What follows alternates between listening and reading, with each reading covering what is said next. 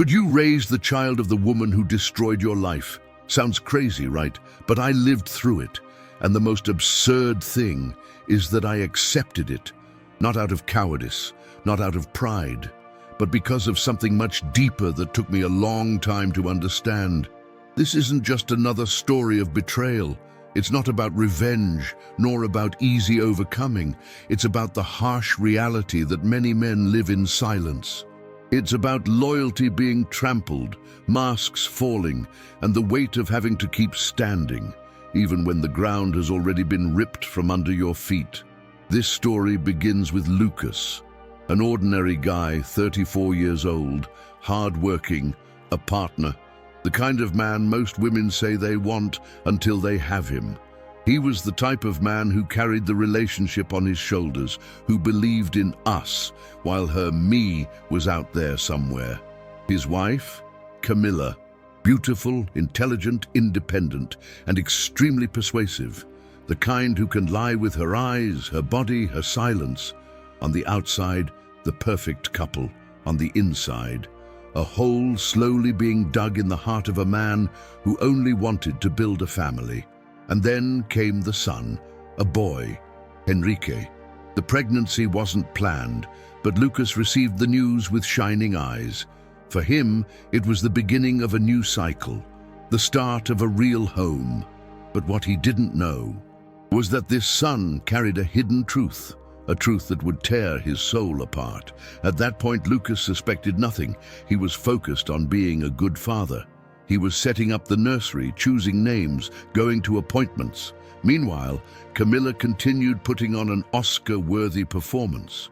Rehearsed smiles, programmed hugs, measured words, everything in the exact tone to keep Lucas blind. But real life has a strange habit of not allowing lies to last forever. And it was in a simple conversation, in a silly comment from a friend, that the penny started to drop. And when it does, my friend, it doesn't warn you. It falls like a lightning bolt. And that's where everything changes. Can you imagine what it's like to look at a child and suddenly doubt if he's really yours, and at the same time still be there, changing diapers, preparing bottles, waking up in the middle of the night, while the woman who shared the bed with you silently broke your heart? This story goes far beyond betrayal. It's about what happens to a man forced to choose between his pain and his honor, between wounded pride and an innocent life that is not guilty of anything. If you've ever felt used, deceived, like you held up the world while someone else kicked your confidence, you'll understand what Lucas went through. And perhaps, like him, you too will discover that true masculinity isn't about reacting with anger, but about resisting with purpose. Stay with me until the end, because what I'm about to tell you could completely change your perspective on loyalty, masculinity, and purpose. And perhaps you're wondering, why did he stay? Why didn't he leave? Why raise the child of someone who destroyed everything he believed in? The answer you'll understand as you watch this video. But first, let me ask you something, and I want you to be honest with me. What would you have done in Lucas's place? Would you have walked away? Would you have ignored the child? Would you have confronted them? Or would you have swallowed it all in silence, like many men do? Comment below. Seriously, tell me in the comments with courage, what was the moment when you felt betrayed, but still decided to continue for something greater? We need to start talking more about this. Enough of treating male suffering as weakness. Enough of silencing the pain that consumes us from within. Enough of hearing that men have to endure everything as if that were normal. It's not. This story isn't just Lucas's. It's mine. It's yours. It's the story of thousands of men who live similar realities, but whom no one sees.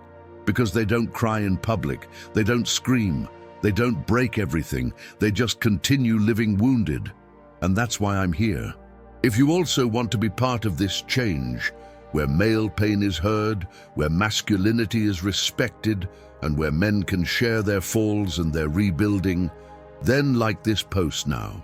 This isn't just a button, It's a clear signal that you refuse to be just another silent voice among millions. Subscribe to the channel, because this won't be the last true story you'll hear here. In each video, we're going to raise issues that nobody dares to touch on. Because here, truth comes before appearances, and pain becomes strength. Now hold on tight, because what happened next with Lucas will leave you speechless. And the next chapter of this story is where everything completely falls apart. Every time Lucas looked at Henrique's face, it was as if an invisible knife pierced his chest. The innocent gaze of that boy, so pure, so defenseless, was exactly what hurt the most, because he knew that gaze carried no guilt. But it carried the vivid memory of a betrayal that still bled inside. He tried to act naturally. He tried to be the present father, the man who protects, who teaches, who cares. But deep down, every time he held that small body in his arms, a question silently hammered in his mind. Am I doing this for him, or just to try to fill the void she left in me? This doubt was cruel. More cruel than any word Camilla had said. More cruel than the betrayal itself. Because this was a pain that couldn't be shared with anyone. It was invisible, silent, hidden behind a fake smile, and everything's fine that he automatically replied when others asked. And that's where the hardest part of being a man in a situation like this lies. The world doesn't care about your pain. The world expects you to keep going, to endure, to be rational. And if you break down, if you cry, if you break, they call you weak, a kid, too emotional, as if you weren't human, as if a man's suffering were less valid than anyone else's. Lucas began living in two worlds. In the outside world, he was the example, a guy who, even after the separation, was still there being a father, who didn't abandon the child, who remained present, who was mature. And in the inner world, he was in ruins, without a foundation, without identity, trying to understand where he lost control of his own life. It's strange how we can do everything right, and yet life still gives us everything wrong. How many times had he found himself in the silence of the early morning, sitting on the edge of the bed with the room dark, listening to Henrique's peaceful breathing in the crib and wondering, will I ever be able to look at him and not remember her? And that hurt, because he wanted to love that boy. He already loved him, but it was a love full of cracks, you know? A love that came with guilt, with anger, with sadness. And he felt like trash because of it. Because how do you explain to the world that you love a child who might not even be yours? How do you explain to yourself that you're raising someone who represents everything you've lost? This is the part that nobody sees. Everyone sees the guy who persevered, who didn't run away, who took on a responsibility that wasn't even his. But nobody sees the internal conflict. Nobody sees the despair of waking up every day with a whirlwind of emotions that you can't express. Nobody sees how much this destroys your masculinity from the inside without you being able to say a word about it to anyone. But he continued. And the more time passed, the more Henrique grew, and the more Henrique grew, the more he resembled someone Lucas didn't know. His eyes, his mannerisms, his smile, and these kinds of things seem small, but they become a punch when you're at war with your own mind. He began to realize that Henrique was the perfect mix of everything he feared most, with everything he most wanted to protect. And then comes the question you might ask yourself. What am I trying to prove? That I'm good, that I'm strong, that I'm better than her? Or was he trying to convince himself that he still had some control over his own life, even after losing everything? How many of you have ever felt like this? How many of you have embraced a pain that wasn't yours, just to prevent someone else from suffering? How many have held the fort for someone else while no one was holding it for you? The truth is that being a man in this type of situation requires more than courage. It requires surrender. It requires letting go of one's own ego. And above all, it requires facing a wound that won't heal quickly. And Lucas, he did this every day, silently. but his silence was deafening. And that silent scream is the same one that many men feel out there. Maybe you, maybe someone you know, maybe someone who never had the courage to tell what they went through, and that's why this story needs to be told. Now I want you to participate in this with me. Write in the comments, "I know what it's like." If you've ever been through something similar or know someone who has, if you've ever felt pain that no one validated, if you've ever had to be strong when all you wanted to do was collapse.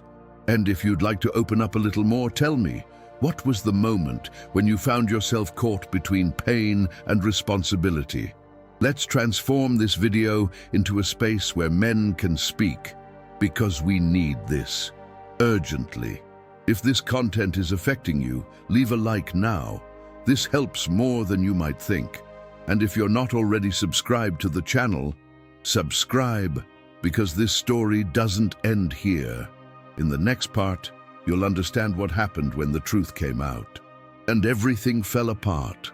Lucas used to tell himself that the world expected him to explode, to snap, to leave everything behind, to do exactly what so many men would do when faced with betrayal: disappear, cut ties, isolate themselves, or succumb to hatred. And for a while he wanted to do all of that. It wasn't pride, it was pure instinct. His body trembled with rage, and his soul bled with disappointment. But he didn't give in. Not because he was stronger than others, but because deep down, where no one could see, there was still a man trying to remain whole.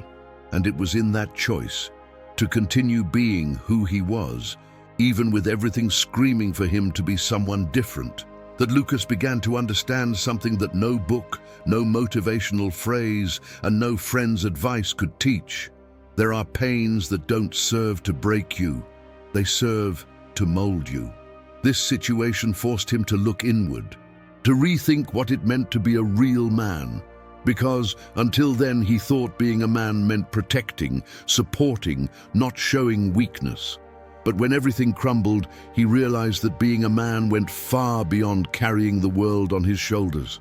Being a man at that moment meant choosing between revenge or dignity, between letting the pain transform him into a monster or into an example. He chose to be an example. And it's funny how the world reacts when you act differently than expected. Some said, "You're a fool." Others commented, "Man, I would never do that in your place." There were also those who said in a tone of admiration, "I don't know how you put up with it, brother, seriously." But nobody, absolutely nobody, knew what was going on inside him. Nobody knew the real weight of the decision he had made, because raising the child of the woman who destroyed you isn't just an act of kindness. It's an act of courage.